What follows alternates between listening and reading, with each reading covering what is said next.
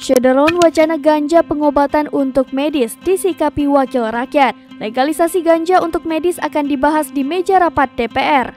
Wakil Ketua DPR RI Sufmi Dasko Ahmad mengatakan pihaknya telah berkomunikasi dengan pimpinan Komisi 3 dan Komisi 9 DPR RI terkait pembahasan medis untuk ganja.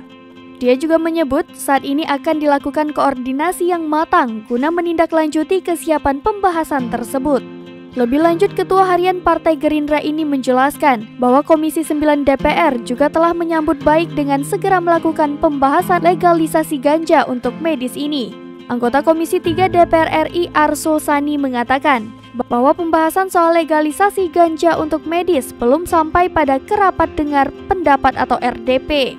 Namun, Arsul mengatakan RUU perubahan atas RUU Narkotika masuk pada tahap dibentuknya tim dan baru mendengarkan masukan secara tertulis dari sejumlah pihak khususnya masyarakat sipil.